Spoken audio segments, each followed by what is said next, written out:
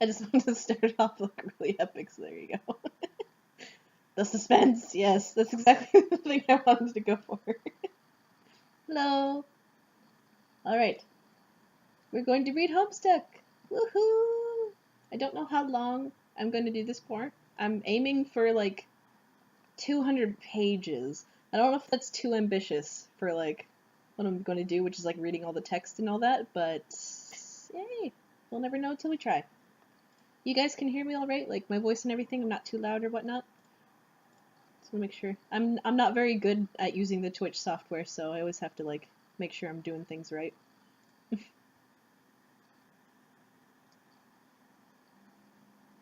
Oh, my internet's deciding to be mean, I guess, too. It's buffering for me a little bit. Hey, apple juice. My man. Hey. I should get some apple juice. Oh, you know what? I have some green apple, red green apple green tea thing. Hold on, I'm gonna get that. Perfect. I do have technically apple juice. Here we go. I kind of need that, actually, I think, if I'm gonna be, like, talking for 3 hours straight. Yeah. Okay. Red apple green tea, Arizona. Best Arizona. And off we go. Homestuck. A young man stands in his bedroom. It just so happens that today, the 13th of April, 2009, is this young man's birthday. Though it was 13 years ago he was given life, it is only today he will be given a name. What will the name of this young man be? Enter name. Zeus Smell Poop Lord. John does not look very impressed with that. Yeah, try again, smartass. Try again. John Egbert. A lot more happier with that name. It even gets the green check and everything. Examine room. Your name is John. As was previously mentioned, it is your birthday. A number of cakes are scattered about your room. You have a variety of interests. You have a passion for really terrible movies. You like to program computers, but you're not very good at it. You have a fondness for paranormal lore, and you're an aspiring amateur magician. You also like to play games sometimes. What will you do? John, quickly retrieve arms from drawer. Your arms are in your magic chest, poop lord. Remove cake from magic chest. Out of sympathy for John's perceived lack of arms, you pick up the cake for him and put it on his bed. Whoop. Use the mouse cursor, put up the cake on the bed. I always wondered who was doing this at this point, because, like, later on in the Homestuck, it's, like, obviously, like, the server player's, like, one of the other kids doing it for him, but, like, who is doing it right now? Mystery of mysteries. John, quickly retrieve arms from magic chest. You have arms. Yay. You retrieve your fake arms from the chest. You use these for hilarious antics. You capture log them in your Sylladex. You have no idea what that actually means, though. There are other items in the chest. John, examine contents of chest. In here you keep an array of humorous and mystical artifacts, each one a devastating weapon in the hands of a skilled magician or a cunning prankster. You are neither of these things. Among your artifacts are two fake arms currently capture logs in your Sylladex, one pair of trick handcuffs, one stunt sword, one magician's hat, one pair of beagle post glasses, several smoke pellets, several blood capsules, and one copy of Colonel Sassacre's daunting text of magical frivolity and practical japery, and one copy of Harry Anderson's Wise Guy by Mike Cavaney. Some of these stuff may come in handy at some point. For now, you just decide to take the smoke pellets. He actually has, like, blood capsules in his chest. That's, like, an interesting thing that I honestly just didn't notice him having. It kind of makes sense with this whole opposite of breath being blood. Interesting. Anyway, next page. Capture log the smoke pellets. You stow the smoke pellets in one of your capture log cards in your Sylladex. You still aren't totally sure what that means, but you are starting to get the hang of the vernacular at least. You have 2 empty capture log cards remaining. So John's just standing in this room and he's got like his little game like inventory up in here. He's got 2 empty cards still. Equip the fake arms. You aren't totally sure if equip is a verb copacetic with the abstract behavioral medium in which you dwell, but you give it a try anyway. Unfortunately, you cannot access the fake arms. Their card is underneath the one you just used to capture log the smoke pellets. You will have to use the pellets first in order to access the arms, but this is probably unadvisable since you just make your room lousy with smoke. Your Sylladex's fetch modus is currently dictated by the logic of a stack data structure.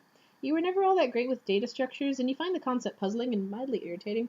But with help, perhaps you will advance new, more practical fetch modi for your Sylladex with a little more experience. John examined the Problem Sleuth poster.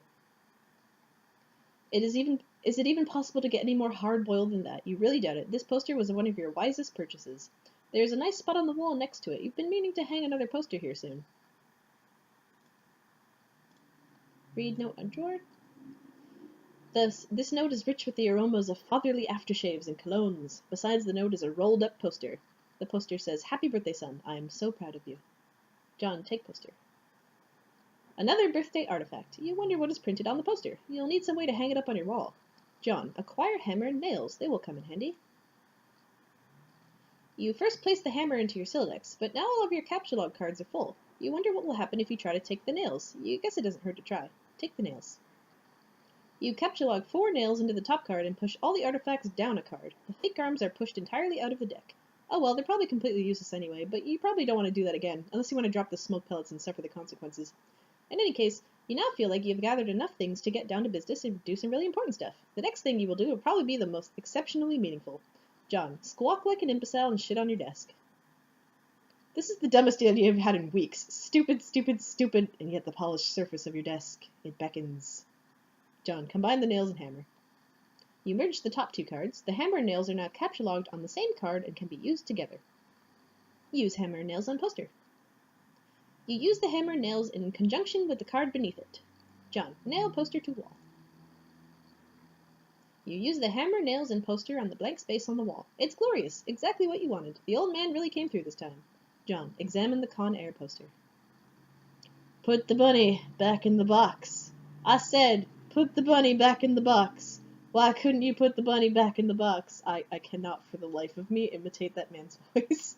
So, there you go. That is, what's his face? Nick Cage, yeah. Examine Deep Impact poster. Morgan Freeman's genteel, homespun mannerisms were perfect qualities for a president residing over a crisis. Oceans rise, cities fall, hope survives. Wow. Films about impending apocalypse fascinate you, plus a black president? Now you've seen everything. John, examine calendar. You've marked your birthday, the 13th of April. Another day you marked was supposed to be the arrival of your highly touted Suburb Beta launch. It's been 3 days already. It's starting to become a sore subject with you. John, eat cake. You are sick to death of cake. You've been eating it all day, and you have no intention of clogging your Sylladex with it either. The cake stays put for now. You hear a notice from someone on your computer. Someone's messaging you. John, examine incoming message. See a picture of John's desktop with just the freaking ghost from Ghostbusters. You pull up your computer. This is where you spend most of your time. You decorated your desktop with some rather handsome wallpaper which you made yourself. You are really proud of it. Your desktop is also littered with various programming project files. You are so bad at programming sometimes you wonder why you even bother with it. Your Pesterchum application is flashing. Someone is trying to get in touch with you. I realized too, I said I was going to describe all the panels, but the text of Homestuck itself already does a pretty good job of describing what's in the panels, so I can just read it, mostly. John, open Pesterchum. Only one of your chums is logged in. He sent you a message. John, open message. Turntech Godhead, TG, began pestering ectobiologist, EB, at 1613. TG, hey, so what sort of insane loot did you rake in today? EB, I got a little monsters poster. It's so awesome. I'm gonna watch it again today. The apple juice scene was so funny. Oh hell, that is such a coincidence. I just found an unopened container of apple juice in my closet. It is like fucking Christmas up in here. Alright, it's fine. But I just have one question, and then a word of caution. Have you ever seen a movie called Little Monsters, starring Howie Mandel and Fred Savage? But the seal on the bottle is unbroken. Are you suggesting someone put piss in my apple juice at the factory? All I'm saying is, you don't think Monster Howie Mandel has the power to do something as simple as reseal a bottle? Try using your brain, numbnuts. Why did the fat kid whoever drink it know what piss tasted like? I mean, his reaction was nigh instantaneous. It was the 15th day in a row Howie Mandel peed in his juice. Okay, I can accept that. Monster B-list celebrity douchebags are cunning and persistent pranksters. Also, Fred Savage has a really punchable face, but who cares about that? Let's stop talking about it. Did you get the beta yet? No, did you? Man, I got 2 copies already, but I don't care. I'm not going to play it or anything. The game sounds boring. Did you see how it got slammed in Game Bro? Game Bro is a joke and we both know it. Yeah, why don't you go check your mail? Maybe it's there now. Alright. John, look out the window. Best Homestuck character has arrived. It's the cool kid. 10 out of 10 Nick Cage impression. Thanks. John looks out his window, sees hanging tire of the tree. You see the view of your yard from your window. Hanging from the tree is your tire swing. In a kid's yard, a tree without a tire swing is like a proper gentleman without a monocle. Both are circular things attached to a string, so I guess I see the connection. That is to say, he can hardly be considered a terribly proper gentleman at all. And there beside the driveway is the mailbox. John examined the mailbox. Look at his happy face. The little red arm swingly-dealy thing, or whatever it is called, is flipped up. What the hell is that thing called anyway? You do not have time for these semantics. The red flippy lever thing means you have new mail, and that means the better might be here. John, go outside and check the mailbox. You're about to hurry down the stairs when you hear a car pull into the driveway. It looks like your dad has returned from the grocery store. Oh, great. He is beating you to the mail. John, forget it. Check the mail later. Now he looks angry. If you go downstairs to get it, he'll most likely monopolize hours every time. You decide to chill out up here for a while until the dust settles. Sometimes you feel like you are trapped in this room, stuck, if you will, in a sense which possibly borders on the titular. And now your chum is pestering you again. The clockwork of friendship turns ceaselessly, operating the swing-levered dealies of harassment in perpetuity. Whatever, the dude can just hold his damn horses. John examined games on CD rack. You've put countless man-hours into this assortment of quality titles. Oh yeah, you can actually click on all these things and I'll play them, right? Remember that? Oh no, it just brings you to like different like things. Like clickable links. Yeah, jailbreak and Bard Quest. John, read Colonel Sassacre's daunting text. I love this book. It's so... Look at the design of this book. It's so colorful. I love it. It's great. You decide to consult with the Colonel's bottomless wisdom. Good grief, this thing is huge. It could kill a cat if you dropped on it. But to really dig into this hefty book, you will have to capture log it. You are not sure you are ready to log jam your other artifacts beneath it just yet. John, capture log the fake arms again. What did you just say? You don't want to clog up your... Oh, Jesus. In a momentary lapse of concentration, you accidentally capture log the arms again. John, set Pesterchum's status to bully. You don't think the situation is quite dire enough to go all the way to rancorous, but you still feel the Pesterchum client should reflect your mood change in some way. Bully will have to do, you guess. This unsurprisingly does nothing whatsoever. Alright, you forgot your chum is still pestering you. John, answer chum. Every time I say the word chum, I'm like, I put a British accent on. Is it there? Please say yes. Maybe you can play with TT. She's been pestering me all day about it. She's macking on me so hard all the time, I start to feel embarrassed for her. I mean, not that I can blame her or anything. Yes, it is understandable because you are really attractive. I am attractive to you. Thank you. Just kidding. No, I don't have it yet. My dad has the mail, and I guess I have to go get it from him and see if it's there, and I've been busy spending all afternoon shitting around with my stupid Silodex. It's so frustrating. What's your modus? What? How do you retrieve artifacts from it? Oh, like one at a time, I guess, and if I put too much in, something falls out. Stack. What's yours? Hash map? My bro taught me a few tricks. He basically knows everything is awesome. What the hell is that? You should probably brush up on your data structures, I guess. Did you at least allocate your strife specibus? No. It could free up a card for you. Plus, it lets you attack stuff whenever things get too hot to handle, which is never. What have you got? Well, I've got a hammer, but it's trapped under some arms. Wow, you really suck at this, don't you? Just get rid of the arms and allocate the hammer to the specibus. How? I don't know, just use the arms on any old thing, see if it works. John, combine fake arms with cake. You stick the fake arms into the cake on your bed. This definitely makes the cake at least 300% more hilarious. You're sure Colonel Sassacre would know the precise index of elevated hilarity. I need a drink. And he's literally just got like a cake with two arms sticking out of the top like candles. John, allocate hammer to strife specibus. You check the back of your strife specibus for the kind abstratus you have in mind for it. John, select hammer. I never actually read all these pizza cutter kind, screwdriver kind, blade kind. Select hammer.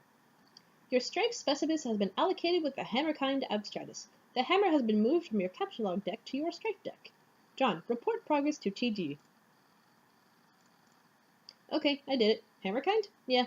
Okay, that'll be the permanent allocation for your specibus. I guess I should have mentioned that. Hope you like hammers, dude. Yeah, that's fine, I guess. I can't imagine it's gonna be all that relevant. John, capture log Colonel's big book. Now that you got some space in your Silodex to work with, you figure you might as well start squandering it immediately. Ordinarily, this ridiculous book would be way too heavy to carry around in any practical way. You guess maybe this is one respect in which the cards present some convenience. John, examine Game Bro magazine. Game Bro, superb.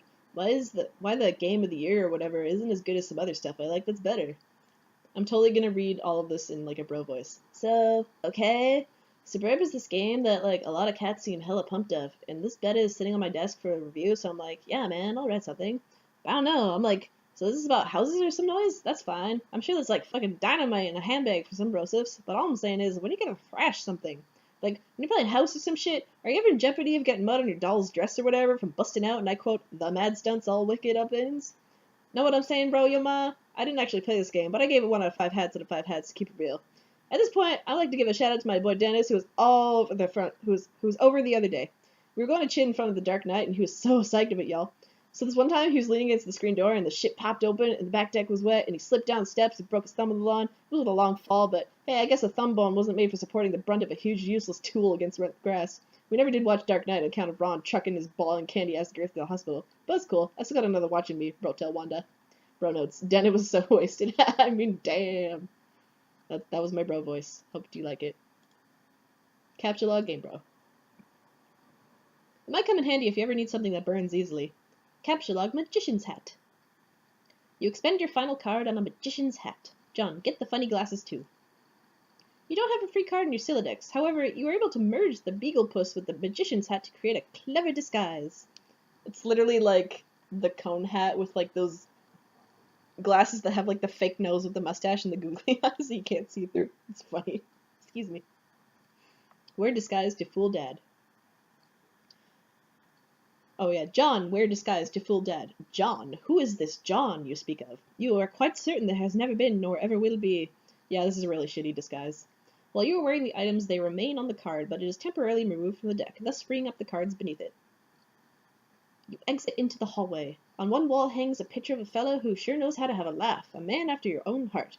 You always thought he looked a lot like Michael Cera, but your dad swears on the many hallowed tombs of Egypt that it is not. You're not sure about that, though. And near the wall some of your dad's stupid clowns, or harlequins, as he is quick to correct anyone who would venture such brazen assumption. John, go downstairs. The accursed odor of fresh baking wafts into your newfound nostrils. Something is brewing in the kitchen. It must be the connivings of your arch-nemesis Betty Crocker, and the rich, buttery aroma of her plot stinks to high heaven. The mission is going to be more difficult than you imagined. John, admire the harlequins. You check out the shelves of fanciful harlequins. Look at this fucking garbage. You hate the stuff. Funny is funny, but your dad sure can be a real cornball. Sometimes at night you pray for burglars. John, examine fireplace.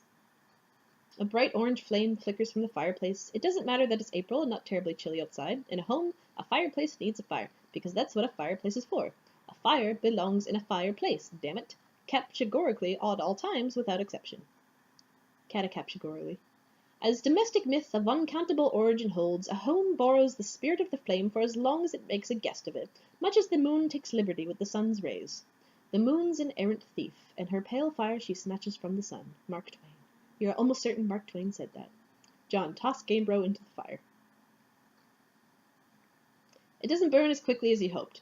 Each Game Bro magazine is guaranteed to be printed on 40% recycled asbestos. For big ups to Mother Earth, yo.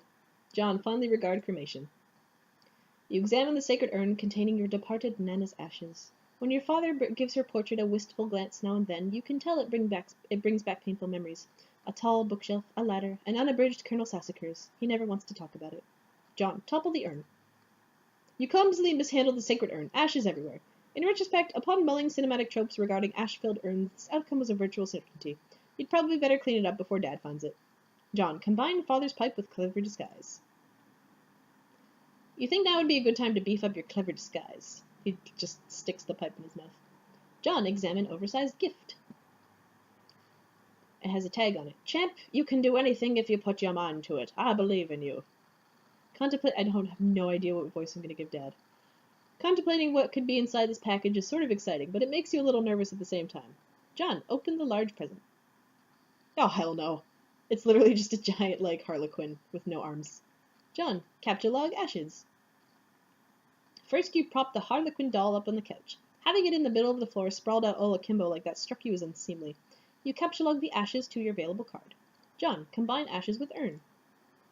You merge the sacred urn with the ashes. Most of the ashes back on the urn, but it's still a total mess.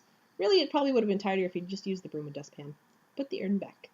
No one will be the wiser, except maybe for people with eyes. Yeah. See, in this panel, you can clearly see, like, the mouse going from the card to the thing, and it's implied that, like, John himself is, like, doing this. But, like, in the earlier panel, it was, like, you put the thing on the cake for John, like, to help him out with his whole lack of arms thing. That was the joke. So it was, like, this is just implied to be John doing it from now until ever, but that first panel was, like, who is this? Who is doing the thing? Secret mystery. John, go get fake arms again. You just got another brilliant idea for something to do with those pointless arms. You pry them out of the cake and captcha log them. Looks like Pesterchum is acting up again. John, examine the third and fourth walls of your room. The third and fourth walls of your room. There's nothing but a bunch of posters, Armageddon, Face Off, a bunch of Nick Cage movies, I'm thinking. John, check Pesterchum. Another one of your chums is messaging you. John, check message. TT. I understand you have recently come to possession of the beta release of The Game of the Year, as featured in respectable periodicals such as Game Bro magazine. That's an ugly rumor. Whoever told you that is a filthy liar, and you should probably stop hitting on him all the time or whatever. I can't control myself. I must have a weakness for insufferable pricks. Anyway, I still haven't checked the mail. My dad has it. I'm trying to go get it from him, so be right back. John, what? You're wearing one of your disguises now, aren't you? You're typing to me right now while wearing something ridiculous. No, why would you think that? That's stupid. Okay. Why didn't you go get the game from your father? All right, wish me luck. Oh, by the way, I was wearing a funny disguise the whole time. Gotcha! Hee hee hee. I know, John. John, go back downstairs. You can now execute the brilliant idea you had. There should be just enough frosting on these fake arms to serve as an adequate adhesive. John, attach arms to doll. You don't care what Colonel Sassacre says. This makes it at least 1,000,000% funnier. John, inspect burnt paper on the floor. Bro blur on. Yeah. You put this back in the fire where it belongs. John, throw present wrap in fire. As long as you're cleaning up. John, captcha log doll. You can carry hefty items, but that thing is just way too big. Get real. Besides, you don't even want it. John, read Colonel Sassacre's text. This picture. Oh, can I actually read this text? Is it big enough? Hell's bells, we are having a mighty sporting time of it. Hold fast, my intrepid fellow pranksmiths, we've merely nicked the mahogany of our japing chests. If I may direct the incisive ogle of your beaglepuss to the wriggling regency of rubber bugs, plastic parasites, squirming serpents, pliable pest in every such order and file of cribby-crawly. Land sakes alive, are we cooking with petrol now? In further exhibits we shall dwell on artifice useful to your exploits. Is your Peppy's rod and reel handy? What about a bit of iron cord? It shouldn't prove elusive. Bring those writhing rascals to life and set the nerves of some old maid to the wreck of Hesperus. Do you have a bothersome aunt who never seems troubled to find ways with your sunny afternoons? A broad, splintery fence, a bucket of whitewash, perhaps? My gum, you'll fix her wagon. And what of that tawny gent who puts his lackadaisical lean near the sarsaparilla font? You'll have that listless octoroon find the spring in step just yet. Two clans. This is... Oh, it actually has tarot cards on that. I didn't realize. Literally the Fool cards. He thought about consulting the text to determine exactly how hilarious the doll is now, but this text is way too big to navigate in a timely fashion. You decide to forget it. John, find Dad and retrieve the mail. Oh, people are saying things about... Oh. Gee, Dave, you get to have 2 betas. Outgoing mail. It's called a semaphore. Every magazine ever. The Sylladex isn't actually all that confusing, I don't think. I understand it pretty well. Just thinking of, like... Yeah, it's just like a video game inventory. Wait, does Rose know because she's a seer? That's the implication. She doesn't, like, know that she is a seer, but she just has, like, prophetic knowledge of things. Characters in Homestuck, this is a thing, like, you notice, like, little hints here and there. I've actually reread Homestuck a few times before, so this isn't my first time doing a reread, but it has been a while since the last time I did a reread, so... But yeah, you can notice certain things like that. They'll just, like, seers or mages, they'll just know things they shouldn't know, even in the points where, like, before they even started playing the game. It's because of, like, it's the idea of the alpha timeline in Homestuck is just things have already happened. That's why they're going to happen in the future.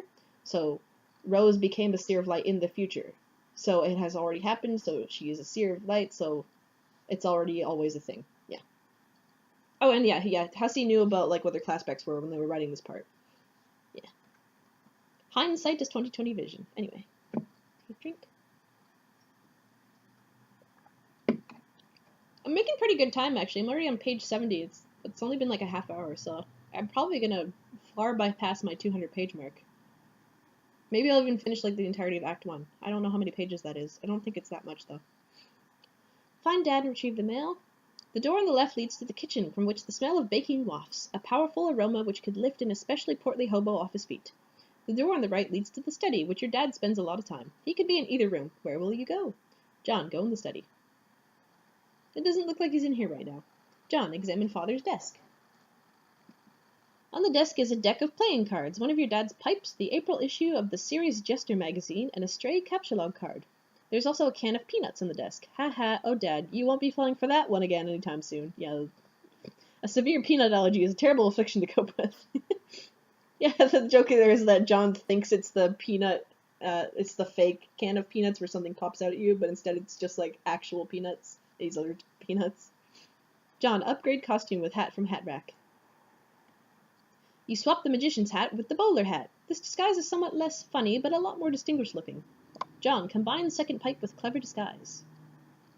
Your dad maintains numerous pipes around the household. A father without a pipe is like a strapping roughneck without a toothpick. That is to say, he's a rather piss-poor excuse for a roughneck, if you ask me. I'd rather not take the pipe, though. The first one tastes bad enough as it is. How you suffer for your comedy. John, examine the captchalogue card. Yes, this will be perfect for expanding the space in your John, captchalogue card. Ah! So instead of adding another space to an inventory, he puts an inventory space into an inventory space and uses it up. S. John, play Haunting Piano Refrain. So this is their first music page. Let's hope you guys can hear it. Is that very loud? My volume is at max, so probably.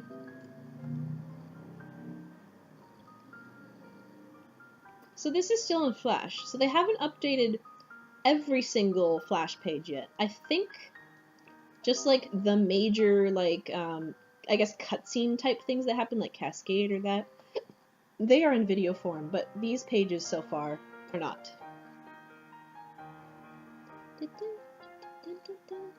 There's 247 pages of Act 1? Yeah, oh yeah, I'll probably be able to do Act 1 then. Act 1 is about 2 hours long. Yeah, me reading it, I go through it way quicker, but like just me reading it by myself, but me saying everything out loud is probably going to make it a bit slower for me.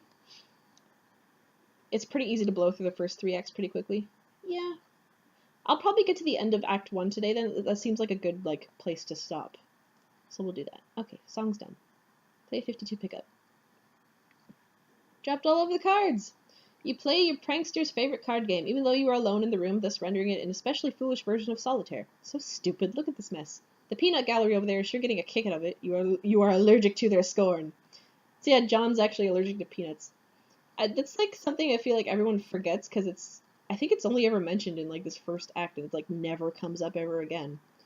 It comes up later, like when Jake's allergic to peanuts, but John's actually allergic to them too. John, attempt to leave house.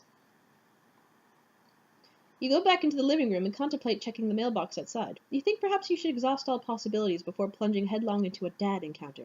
Your television is currently airing a commercial. John, exit. You exit the house. You are no longer Homestuck. John, check the mail. Predictably, the mailbox is empty. You have already been scooped by your father. S.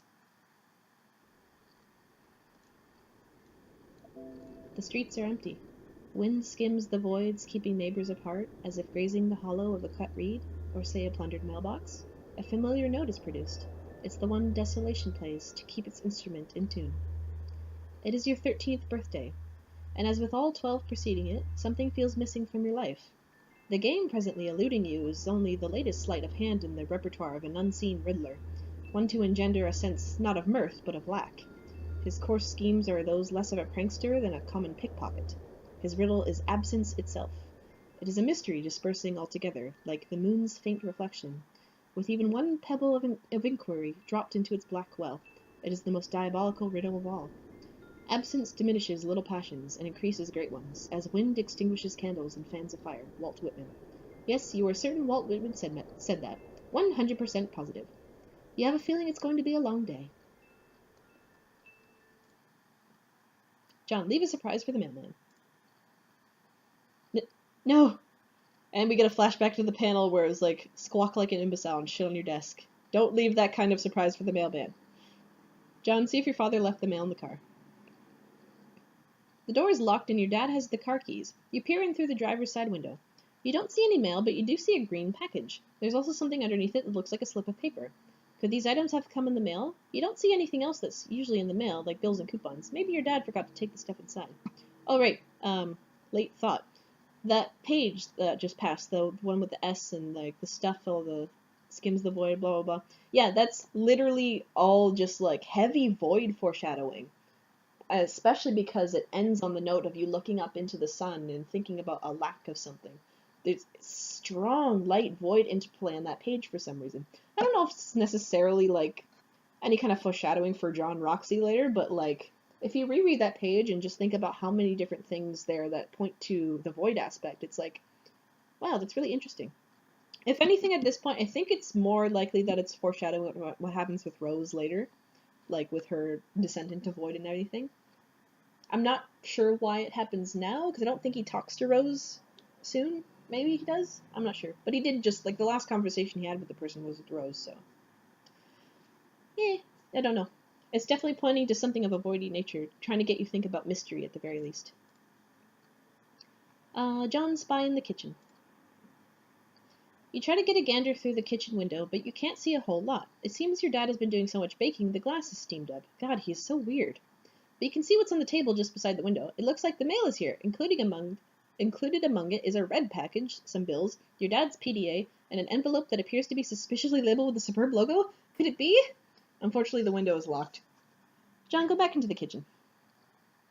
You have no other choice. You are going in. Clever disguise, it's time to work your magic. S. John, enter. So yeah, anything that starts with an S is going to be a music page. If you are completely unaware of what Homestuck is and you're just like watching this to be like, yeah, I've never heard Homestuck. What's the big dealio? Music page. It stands for sound. Oh, there's Dad. There's the dadly dad standing by the kitchen with his pipe and his hat. And he's holding a cake. And he sees John in his clever disguise. Ooh, what's gonna happen? Yeah, Dad immediately recognizes John. And John takes off the disguise. Your dad sees right through your costume. You don't know what you're even thinking with this foolish ruse. You unequip the clever disguise. Your dad wields a dreaded artifact of confection. He stands between you and the mail. There's only one way to settle this. S. Strife.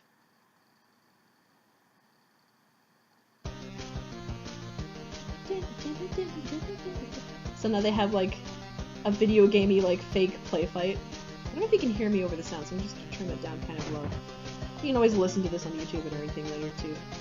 So yeah, there's a little interactive thing. You can choose whether you want to aggrieve or abjure. Aggrieve means attack, and you're like, I'm gonna get you with the hammer. No, I don't want the stupid cake. Auto pastry. Abjure. No, I don't want the cake. No, I don't want the cake. Don't give me the cake. Okay, this is that over and over again. John, retrieve the package and flee to your room. You cannot abscond. This pesky guardian is blocking your path. You will need to engineer some sort of distraction. And now he brandishes yet another artifact of confection. The man is ruthless. You'd better brace for impact in the most comedically striking fashion possible. John, equip disguise for defense. The Beagle Aegis absorbed the brunt of the treat. Looks like Dad will enjoy the prankster's gambit on that exchange, as is usually the case. Little meters go up and down. John, capture log the pie tin. You take the pie tin and unequip the Beaglepus. Everything in your Silodex is pushed back a card. The smoke pellets are ejected from the deck. Yes, this could be just the distraction you were... Nothing happens. What a huge letdown. John, take the cake! When two great forces oppose each other, the victory will go to the one that knows how to yield. Oscar Wilde. Wise words by a man who could likely resist everything but temptation. The cake forces Colonel Sassacre's text out of your Silodex. Take the cake. You have taken the cake. Sassacre, you beautiful bastard! Now's your chance! That happens because Colonel Sassacre's book falls on the smoke pellets and activates them. Smoke is everywhere. John, abscond! Now that Dad is busy placating the smoke detector, you can safely sneak away. John, take PDA. You snag your dad's PDA. Maybe later you'll switch the background image to something hilarious as a prank. Besides, it may come in handy later. Your spare capture log card is forced out of the Silodex and consequently integrated with the deck. You now have 5 cards to work with, or 5 inventory slots. John, take the package. This red package is addressed to you. John, take envelope. You got the Superb Beta! And you drop the disguise, the silly disguise. Good dad. Best parent. What a bop. Yep. Exit the kitchen. You just stare at the harlequin. One of its arms has fallen off into the cake. John, get the cake on the couch. You captchalogue the cake on the couch, expelling the pie tin from the bottom card. John, combine the cakes to make a double-decker cake. You merge the two cakes across all 5 cards. Everything in your Silladex in between them is smushed between the cakes. Why don't you think these things through first? John, retreat upstairs. Goes through the hallway. You pause at the juncture and head down the hall. You are going to need something to clean up the mess you're about to make by dissecting this cake. To the left is the bathroom. To the right is your dad's room. It is locked, and you are forbidden from ever entering. He has secrets. John, go to the bathroom and grab a towel. You enter the bathroom. You can see your backyard from the window. The jewel in its crown is the swing set, which has provided you with years of joy. There is also a spring-mounted pogo ride, which has been responsible for more than one painful injury, and has provided you with years of lament. On the sink is your dad's razor. On the back of the side is the fresh towel. John, remove PDA, envelope, and package from cake. You take the razor and use it to perform surgery on the cake. You take the towel and clean off the extracted goods. John, retrieve your items. The items force the manhandled cake into the toilet, and just like that your Silladex is full again. God, this thing is annoying. John, go to bedroom. He is in his bedroom now. John, admire failure to launch poster. Looks at the poster. You're not usually into chick flicks, but Matthew McConaughey's cool charisma could salvage any heap of smoldering wreckage. This is your McConaughey wall. I don't know how to say his last name, I'll just say that right now. A casual shrine to an amazing actor. The film above that one is a lot better, you think. Can you see her? I want you to picture that little girl. Chokes up. Now imagine she's white. You got us, Matthew. Your smooth talking exposed our latent racism. Damn, you're good. S. John, check Pesterchum.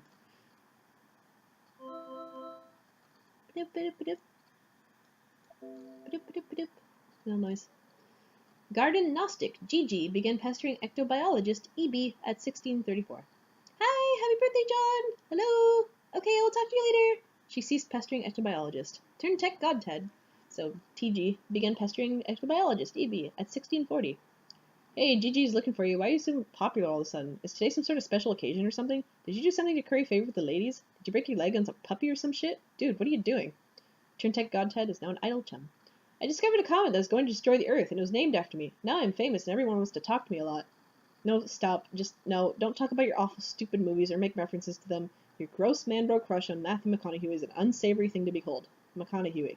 Sounds like a noise a horse would make, i.e. dumb. Equally dumb are all those pictures of that clown you've got hanging up. Those are my dad's. I was talking about Nick Cage. Oh, what? No, man, Cage is sweet. So sweet. So lame. Don't even like him ironically or anything. This is like for real, isn't it? I do like things ironically sometimes. Or I do things ironically sometimes. What about what I sent for you for your birthday? No, those are awesome. What? No, they're stupid. Which was the joke? The ironic joke. Get it? Wait, you're actually wearing them, aren't you? I'm wearing them ironically because they're awesome. The fact that they're ironic makes them awesome and vice versa. Are you taking notes on how to be cool? Jesus, get a fucking pen. Did you realize they touched Stiller's weird sort of gaunt face at some point? Ew, yeah. Oh well. Anyway, speaking of which, did you get the mail? Yeah. Did there happen to be a package there? Yeah, there's a big red one. You should probably open it. I would, but it's trapped into the Suburb beta, so I'll probably open it after I install the beta. Aw, man, the beta came. Yeah, you wanna play it? Haha, no way. Why not? It sounds so hells of boring just to get TT to play it. She's all about that. Where'd she go? Her internet is blinking in and out, I guess. Probably be back online soon. Oh, Christ, in a sidecar. Are you still using the stack modus? Seriously, dude? You need to bone up on your data structures. That shit is just ridiculous. Okay, I will. John, open browser and go to mspaintadventures.com. We can no longer do this. This is a relic from ancient history. You decide to space out on the computer for a while before doing anything important. You open the Typheus web browser and direct it to what is indisputably the most amazing website ever created, and it no longer exists. Da da da da da da da da da da da da da. Oh, someone has to go. Okay, bye-bye. This will all be uploaded onto YouTube. No worries. We'll watch it later. Ah, Miss Paid Adventures. The Midnight Crew. You are members of a sinister gang called the Midnight Crew. Your nefarious plots are serpentine in their complexity. Your scheme is convoluted. You are planning a heist in your underground hideout. What will you do? The new adventure is okay, but you're not sure if you like it as much as the last one.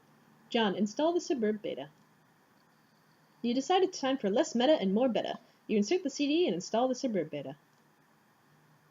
What the fuck is this?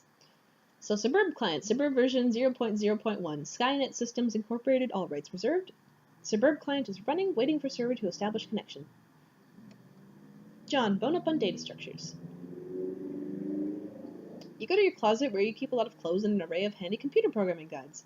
He has the Tildath book in here, which is funny. And something cake, discrete mathematics, data structures, Distar, automata. Yeah, I just like that he has the Tildath book in there. John, read data structures book. Data structures for assholes. I think my rage just crapped its pants. By Buckminster Funny Uncle. Your ignorance just made me throw up a little. Get a clue, you computer illiterate piece of shit. Free fetch modus and back. You're not really sure you want to dig into this huge tomb? It looks really boring and kind of ornery. Maybe you'll just take out that free modus instead. John, get the free fetch modus. Fetch modus. F-I-F-O-Q. You turn onto the back inside cover where a free fetch modus is included in a plastic sleeve. This one is dictated by the logic of a queue data structure, operating in a first-in, first-out method rather than a first-in, last-out method of a stack. John, apply fetch modus to a Sylladex. Items captchalogged in your Sylladex are no longer immediately accessible. You can only use the item on the bottom card and must wait for items on upper cards to be pushed back to it. For instance, the red package is now inaccessible. You can only use the razor at the moment. This modus doesn't strike you as a significant upgrade to your previous one. In fact, it seems almost more inconvenient. You figure you might as well give it a chance, though. John, switch back to stack modus. You suddenly wonder if this is even possible. You don't even remember if you ever had a physical card for the stack modus. You find this all a little abstract, and you prefer not to think about it too much. Yeah, you were just born with that one.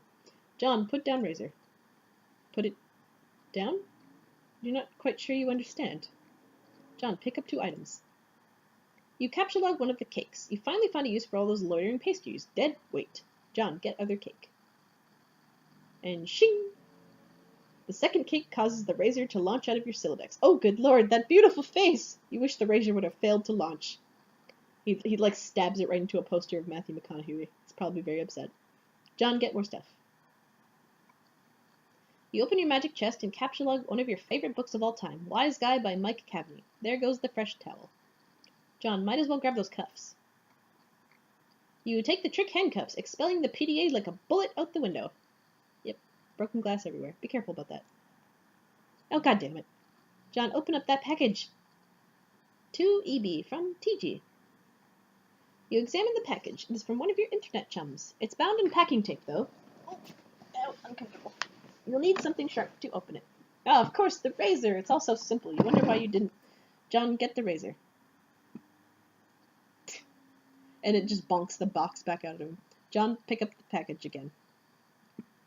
And this time it launches a cake at the wall. Let's take this from the top.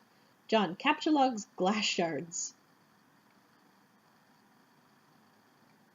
You take 3 glass shards in quick succession and duck for cover. Your Sylladex rains devastation on your room from above. And now that your cards are packed with glass, you probably don't want to do that again anytime soon. You should probably go get that stuff before you forget. Just a view of like the outside, all the stuff is like spattered across the street because it got launched out of the window. John, use the razor on the red package. You open the package. There is something suspicious inside. Something suspiciously dirty and smelly. It's the stuffed bunny, much like the one held hostage briefly by Malkovich's Cyrus the Virus while taunting hard the protagonist Cameron Poe, and strikingly similar to the one scooped up from the suit of a burning Vegas strip by Cage's Poe and offered to his daughter, a gesture symbolic of a tattered exterior surrounding a heart of gold.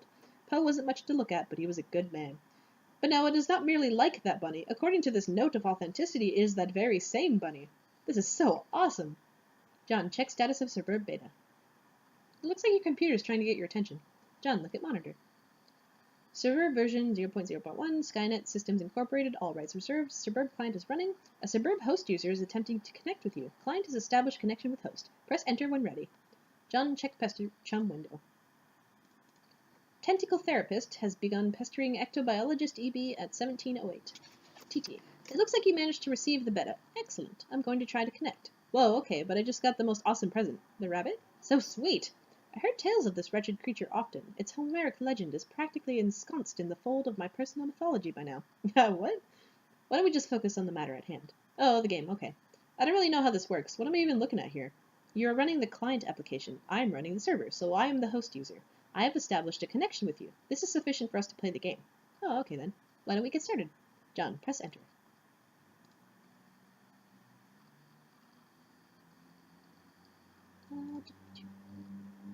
Loading screen.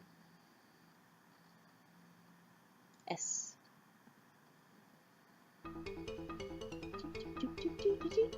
I like this music. I'm just gonna shut up. Oh, I should have played this one at the beginning. That'd have been funny. This is loading suburb. Get it? Loading page.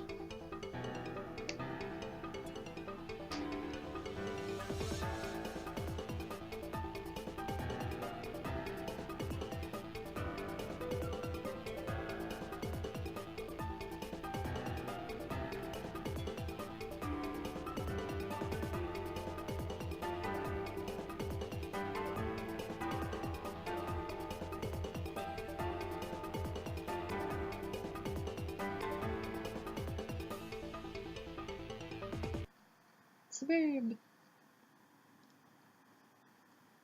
Mouse over the interface buttons. I can click on things, so this is like an interactive page.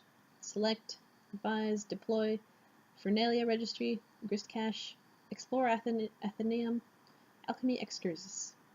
And I can zoom in and out, I think. Maybe not on this page, but somewhere else. Can I do anything with these buttons? Or is it just... No, this is not the full like walk around one yet. Yeah, I can just play with buttons, basically. TT, select magic chest.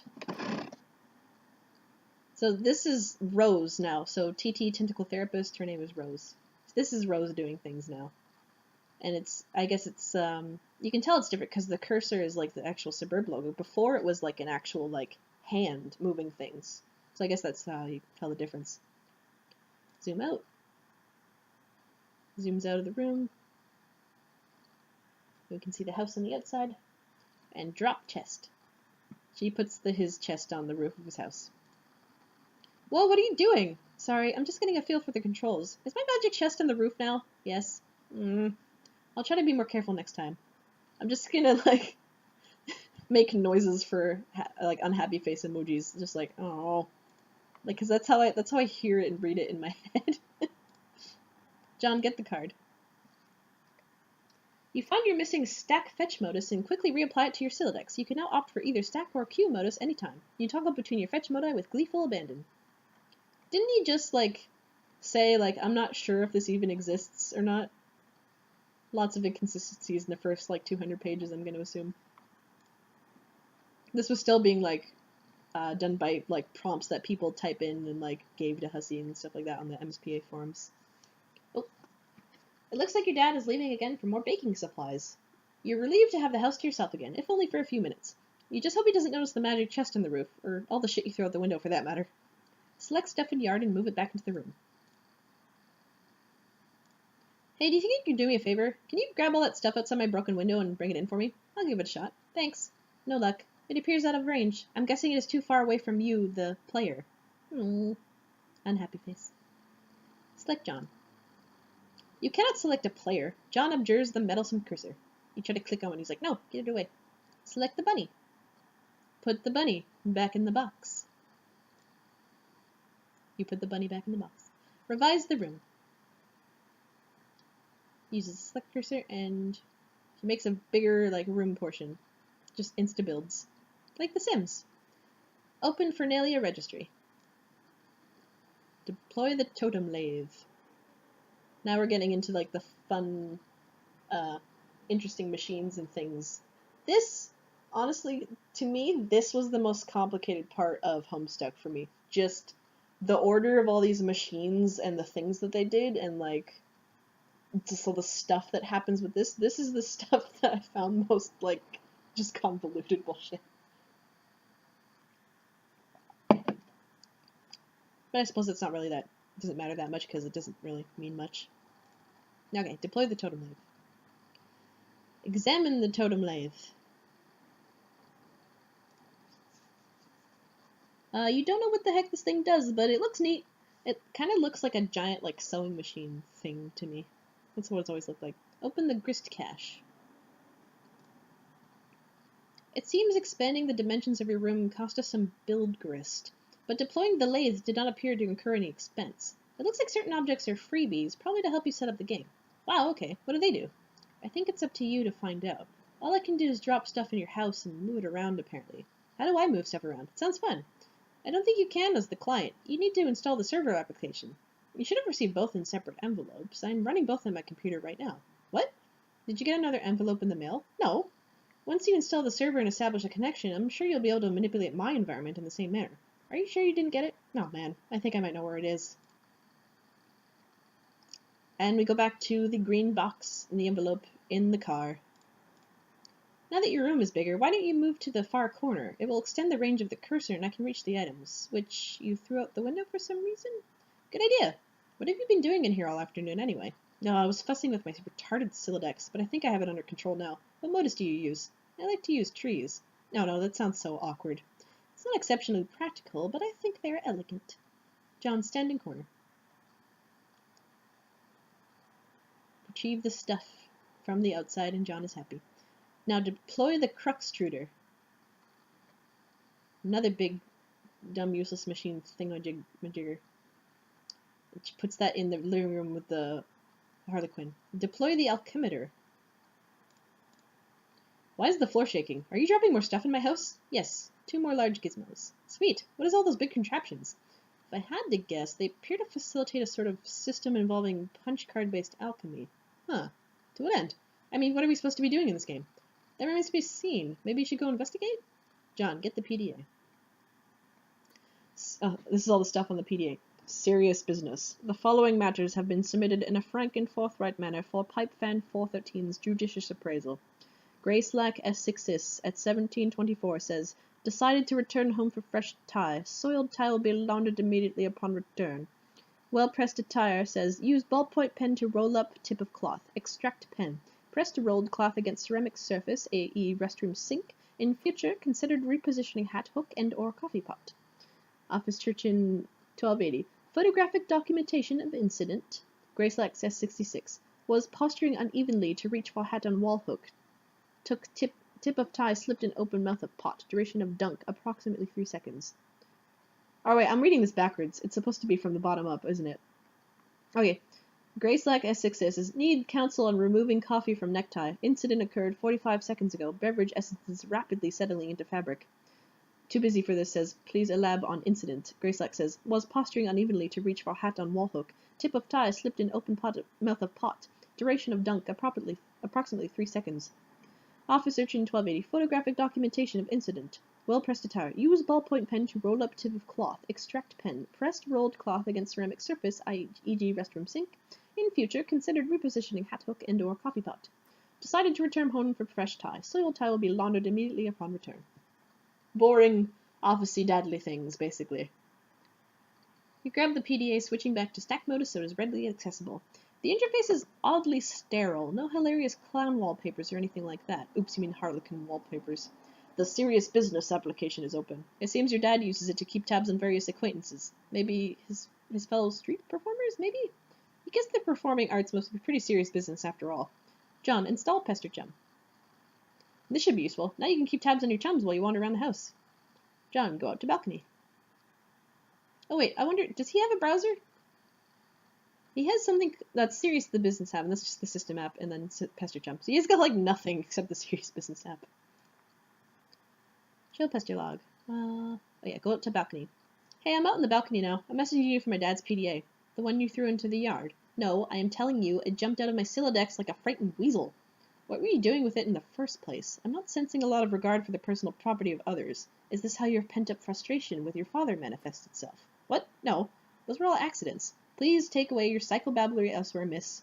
Your bathroom is a mess. Did you do that too? Oh man, see, this isn't cool. All this snooping nonsense. There's a cake in the toilet. Yes, there is. I'm tempted to clean it up for you. Okay, if that will satisfy your weird OCD complex, then go ahead. My obsessive-compulsive disorder complex? Can a disorder also be a complex? In your case, probably. Sounds complicated. Anyway, I'm gonna have a look at this enormous platformy thing you put on the balcony. John, examine Alchemitter in a cautious manner. You have no idea what to do with this thing. You can't find any controls for it. Having exhausted all other possibilities, you decide to just stand on it. This isn't very cautious of you, actually. John, look through the telescope. He sees the sun. You shouldn't do that, actually. Don't look at the sun directly through a telescope. You're going to burn your eyes out. It is a clear, sunny day. Nothing out of the ordinary to report. At least not beyond the walls of your own home. TT, grab the soiled toilet. Whoops. Whoops what? She just literally picked up the toilet and, like, tore out the floor underneath it as well. Hey, I'll just put that down there. Sounds good. She puts the toilet in his backyard. What was that noise? Is this something I should go investigate? No, I have it under control. You can keep playing with your telescope. John, investigate. Ah! I think I can patch it up. Just give me a little space. Why don't you have a good look at the crook extruder? The what? The thing I put in your living room. Yeah, he did not so happy about the bathroom. Hop down the hole. You jump down to the utility room. John, get sledgehammer and card. You take the sledgehammer and the capsulog card, combine the two, and quickly apply it to your strife specipus. You think it's cool that things don't have to be a federal fucking issue. So yeah, in order to make a new, like, strife specipus, like, an actual thing to use, you do have to actually combine it with a card, specifically a green one. Interesting. It looks like another one of your chums is pestering you on your PDA. John, answer chum. Garden Gnostic began pestering ectobiologist. John, did you get my package? Oh, hey, no, not yet. Darn, are you sure? It was in a green box. In a green box. Oh, yes, but it's in my dad's car and he's still out of the store. He should be back soon. Great. So what are you up to today? I'm up to my neck in the suburb stuff. TT is making a royal mess of my house. Lol. What's suburb? Oh, it's this game. It's okay, I guess. I'm still figuring it out. Whoa, what was that? What was what? There was a lot of noise outside my house. It sounded like an explosion. Wow, really? I'll go outside and look. Oh, man. Alright, but be careful, okay? I will.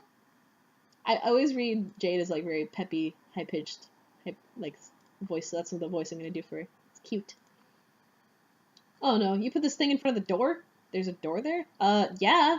I didn't see it. I just thought it would fit nicely into that groove. You mean you thought it was elegant?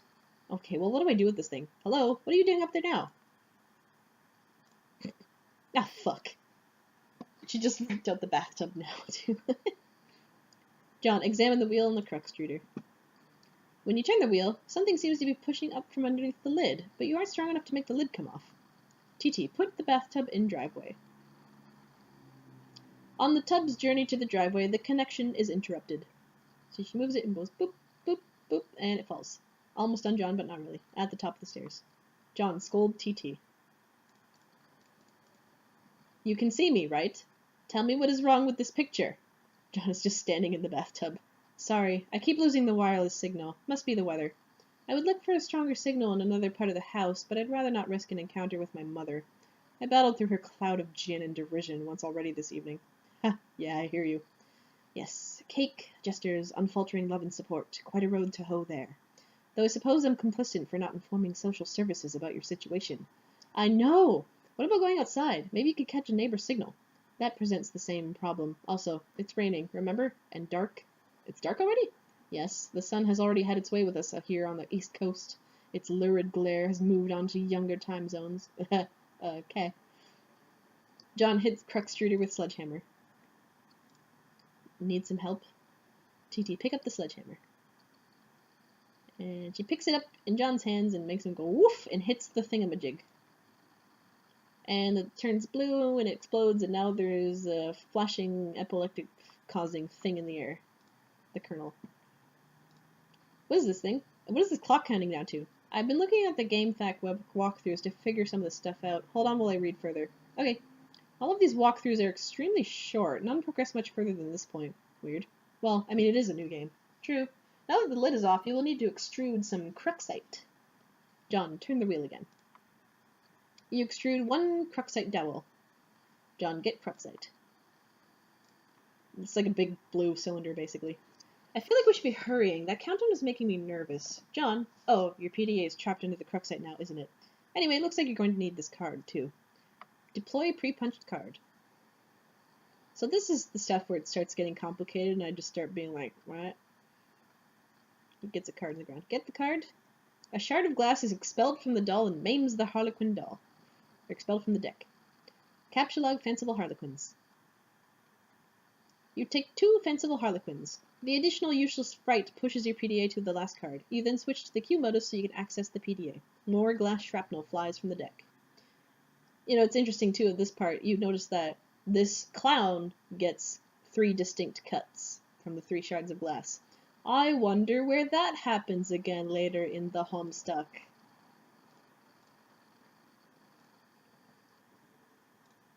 This thing keeps following me around. I think it's trying to talk to me or something. This is probably the Colonel sprite. It apparently needs to be prototyped twice, actually. Whatever the hell that means. These walkthroughs are horrendously written. Okay. Well, you're the one with the cursor, so just do whatever you think is right. Just do whatever you think is the right thing to do. Also, fix my bathroom. TT, drop maimed Harlequin into the Colonel sprite. And the clown doll goes into the flashing thingamajig. And now there's an S page. The Colonel sprite has been prototyped with the Harlequin doll. And now this.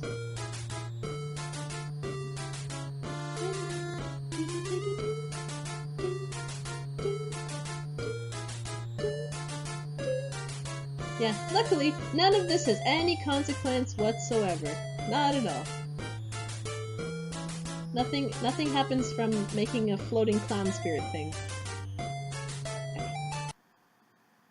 Oh yeah, even more flashing now. I'm so sorry for people who are epileptic. This is terrible. I still can't understand this thing's gobbledygook.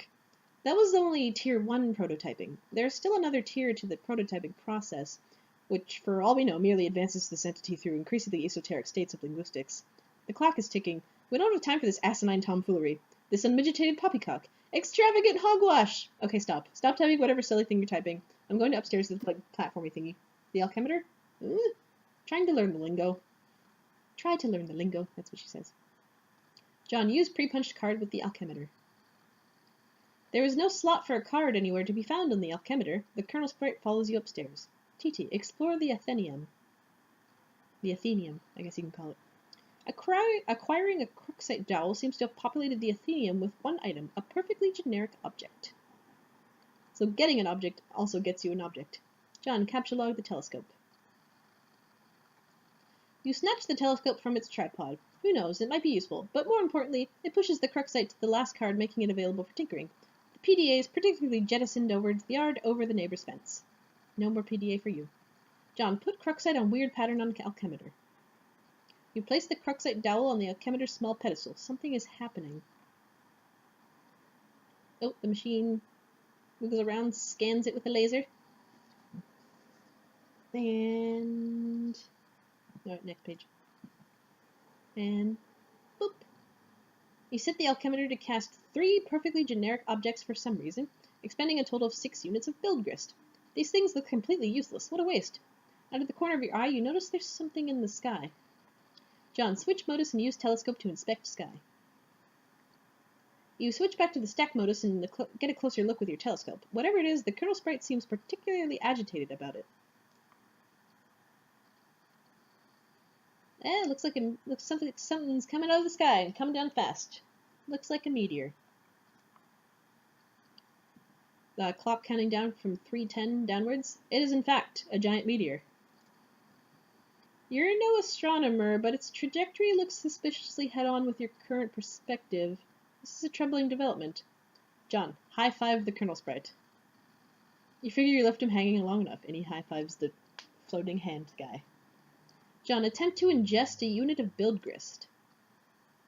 It is tempting, because they strongly resemble rock and blue raspberry gushers. However, units of build grist are a gaming abstraction and do not seem to exist on the physical plane. There's apparently no crisis so imminent that will deter you from contemplating idiotic and frivolous actions. Oh, next page. And car's home.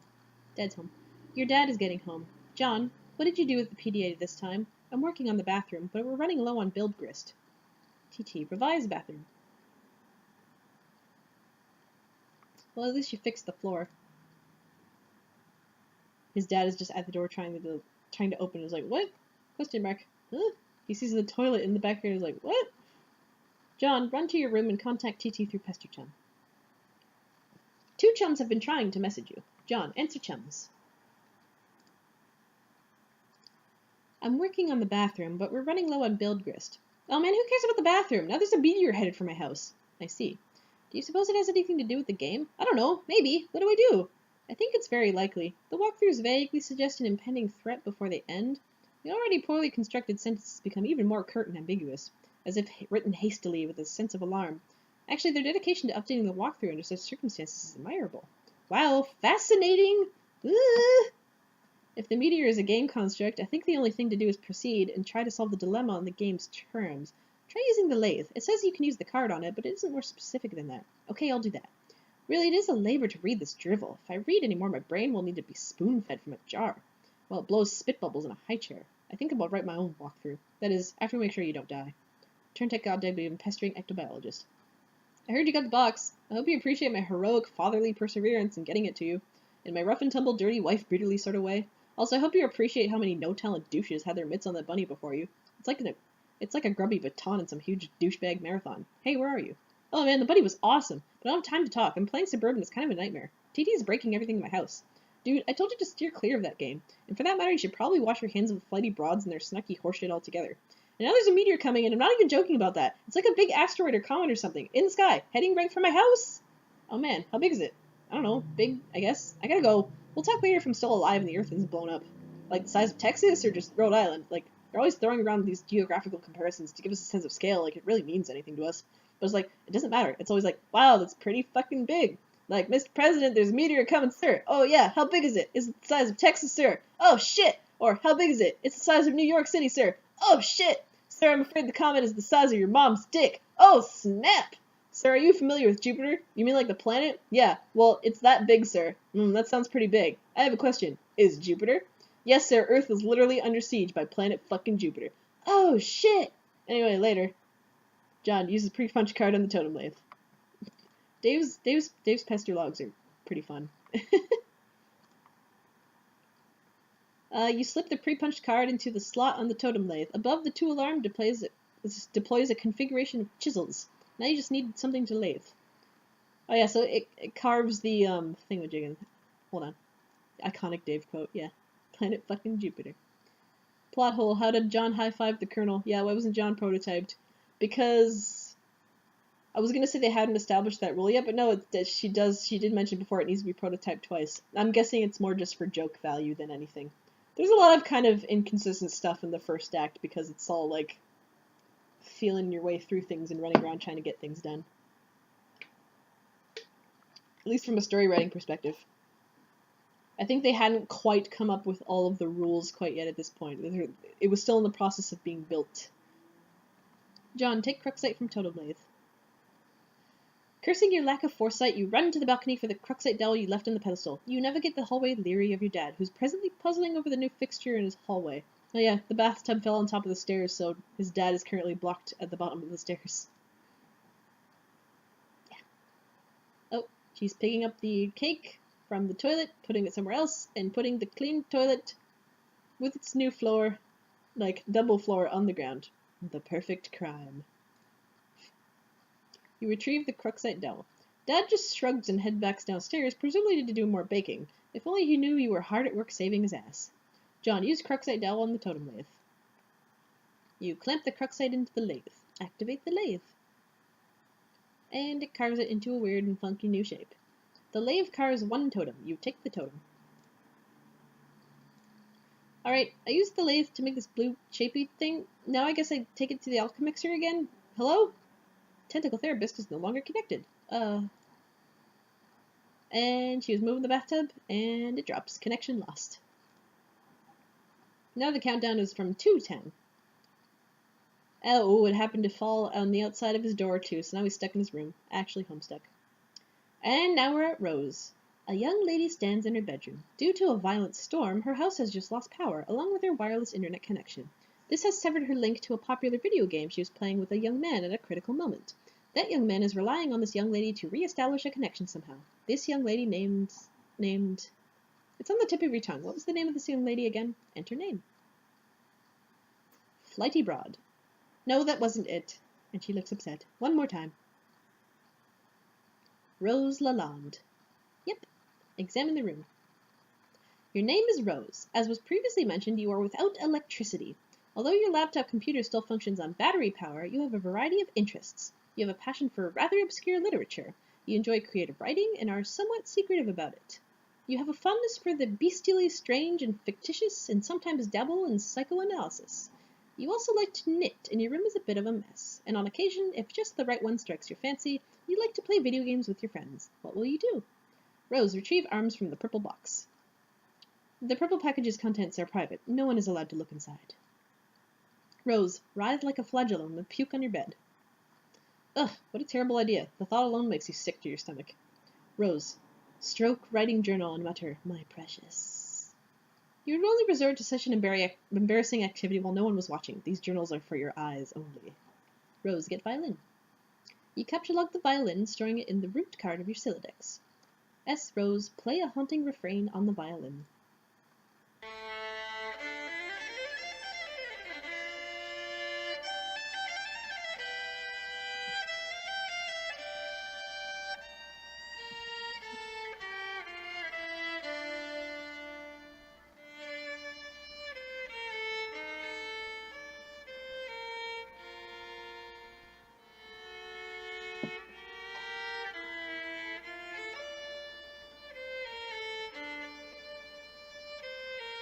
Such beautiful music.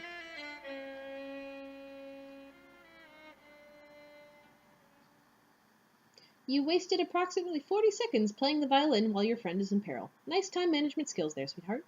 John, tell Liv Tyler you love her before impact. Since your good-for-nothing friend is obviously not going to bail you out in time, you issue words of parting fondness to dear, sweet Liv. Oh, if only Affleck could have been the one to make the final sacrifice instead of her stubborn, blue-collar, salt-of-the-earth father. Then she would fall into your arms for consolation, and you would be the one to make the deceased Bruce Willis proud. John is not homosexual. Rose, capture-log knitting supply bag. You get the knitting bag. It occupies the left leaf card under the violin, per the tree modus's alphabetical sorting method. K is less than V. Rose, look out window. It's raining out there. Your panoramic window offers a view of your yard below, and with the mausoleum housing your dead cat, Jaspers, who died while you were young. Your mom had a structure erected with a spirit of scornful irony in response to your youthfully innocent request to hold a funeral for the animal. At least, that is how you have come to interpret the gesture in retrospect. You can also make out a silhouette of a laboratory next door, a facility which likely broadcasts a strong wireless internet signal. You may be able to connect to the signal from a different part of the house, perhaps if you see higher ground. And then something I've noticed too, and may not be particular, but when the lightning flashes up here, it's not even lightning, it's literally just red meteors. So I always thought that was cool, there was just like red things going down there, because it reminded me of like the Red Miles when I reread it before.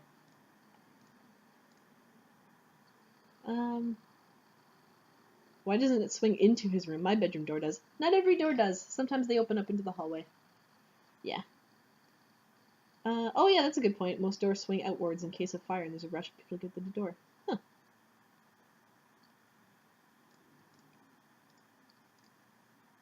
Perhaps we seek higher ground.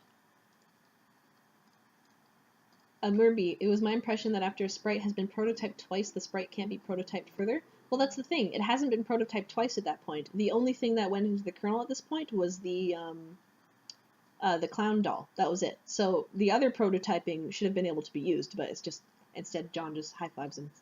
I'm assuming that, like, in order to prototype something, I'll just say, like, this is my own version of the pothole fix, it has to actually touch the center of the kernel sprite. And then the arm of the thing was, like, outside of the center of it, so it didn't get to the middle of the sprite, so it didn't get prototyped. That's how I'm gonna view it. Okay, I was in the middle of reading this. No, I was done reading that. Okay, Rose, get laptop. You take your laptop and prepare to make the journey through the house. L is less than V, L is greater than K. This causes the tree to be unbalanced, so your Sylladex auto-balances itself. Now the laptop occupies the root card, while the other two items comprise the leaves. K is less than L, and V is greater than L. Rose, examine the book on the desk. Grimoire for summoning the zoologically dubious. This book is absolutely indispensable for enthusiasts of your ilk, of which there are very few. This has always reminded me of, like, the Spore logo, so I always headcanon that, like, Rose liked to play Spore and just make creepy tentacle monsters. Rose, take book. You take the grimoire. G is less than L, G is less than K. Rose, go explore the house. You leave your bedroom. Hanging just next to your door in the hallway is a painting of an exquisite wizard. Your mother collects these awful things ironically, so she must know how much you detest them, and there's no doubt in your mind she stores these dreadful things in the house to bother you. Down the hall to the right is the way to the observatory. Perhaps you'll be able to connect from up there. Your mother's room is also in that direction. You will have to watch your step. Rose, tiptoe to the observatory. You approach a juncture in the hallway. Beyond the juncture is the observatory. Rose, sneak by. Sneak, sneak. And she flashes over quick as a flash. Oh wait, no, she does it in the next panel. You just see Mom's shadow flash by there. Sneak by. And zip zoom. There you go. She's gone. Where did the shadow go? Ooh. The door leads up to the observatory. You haven't ventured up there in quite some time. Rose, go through the door. This door opens to an exterior walkway leading to the observatory entrance. You've seen less inclement weather before. Oh, the things you'll do to help out a friend. Also, that's very dangerous. It's literally like, water can pool there, there's nothing to hold on to, it's a sheer surface, like, how do you not get freaking blown off your house? Rose, hurry up to that observatory. Rose, try to connect. You first pull your laptop down to the floor to get it situated, but removing it from the root card causes all the branches and leaves to be severed. Your items are dumped unceremoniously onto the floor. Rose, see what you can observe. You're in a hurry, sure, but that doesn't mean you can't take a moment to peek through the huge telescope. You find a gap in the clouds. It seems a flurry of smaller meteoroids streaking steadily overhead. You're not sure what this means, but it is somewhat disconcerting. Rose, stack laptop on Grimoire to maximize elevation. She puts the book under her laptop. You'll need every advantage you can get. Rose, access laboratory Wi-Fi network. She's on the GameFAQs website. I love how she just has, like, the lady, I don't know if you saw that, was really quick, but it was, like, a lady with, like, a dress and tentacles coming out of her legs. There are several signals being broadcasted from the laboratory, each of relatively decent strength. Oh, here, it'll go again. See, look at that. One of them is mysteriously and quite conveniently unsecured, requiring no password. You select the signal and reconnect the game with John. I do actually want to see all those little things, like all the stuff she tries to connect to. Super beta. Page 100, so that leaving scraps, detritus, HD. Just laboratory various ones. Of course she connects to the 413 one. Oh, 40 seconds left. If only you hadn't wasted all that time playing the violin. I'm back. Hurry up and open my door! Not that it even matters. I think I'm probably dead no matter what. Patience. You still haven't used the new totem. What? I believe it will create the item on the punch card. So what is it, like an apple or something? What good will that do? We'll see. I found no evidence that anyone has successfully created the item, and the content of the card appears to be variable from session to session. In one instance, it was described as an eggy-looking thing. Do we have enough of these building jewels to make it? According to the Athenaeum, this is a free item. This speaks to its importance, in my view. Now off you go. Rose, remove door from hinges. There goes the rest of your build grist. Rose, put bathtub back. You probably should have just done this in the first place. John, take totem to alchemeter. Gotta get these stupid blocks out of the way first. The Colonel Sprite is getting awfully worked up about all this. Rose, remove blocks. You store the perfectly generic objects in your Fernalia registry, potentially to be deployed at a later time. S. John, take a bite of an apple. So what just happened is he put the cylinder and the thing, the card, the punch card, it grew a tree and an apple fell and he's about to take the bite out of an apple. There we go.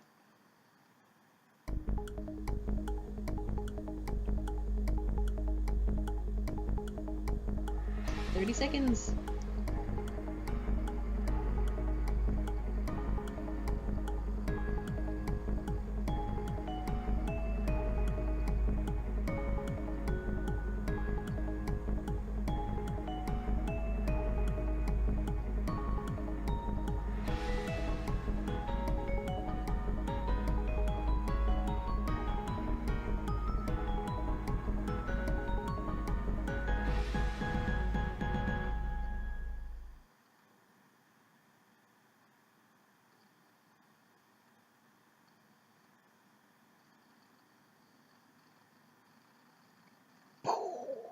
Explosion.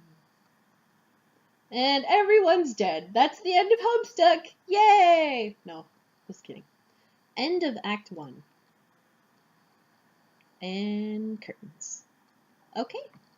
So yeah, that's the first act of Homestuck. Woohoo! There we go. Yay! I read the first act of Homestuck.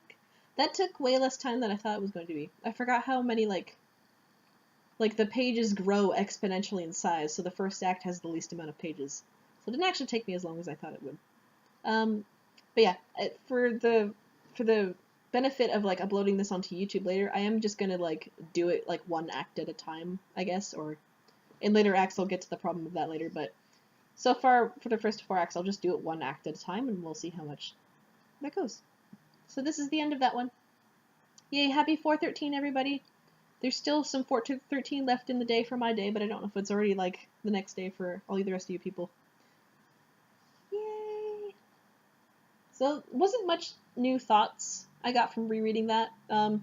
I think the most major thing that was probably like the forgotten fact of Homestuck of Act 1 is that John is allergic to peanuts. No one really remembers that, because it's mentioned for all of 2 pages, and that's it. No one ever remembers. But it's literally like, well, actually it's not the reason that Jake's allergic to peanuts. John is allergic to peanuts because Jake is allergic to peanuts because of how the ectobiology works later, blah blah blah, all that stuff. But yeah, because Jake is, John is. And potentially Jade should be as well, if I remember correctly. But I don't know if it's ever like mentioned as a thing for her. I think she just got off scot-free on that one. So yes, peanuts and Homestuck. There we go. So I'm going to end this now, before I keep rambling on into the nothingness on the last page. So I hope you guys had a good time watching me do the thing. I had fun. And I will see you later. I don't know when, but I'll announce it on my Tumblr. Bye-bye!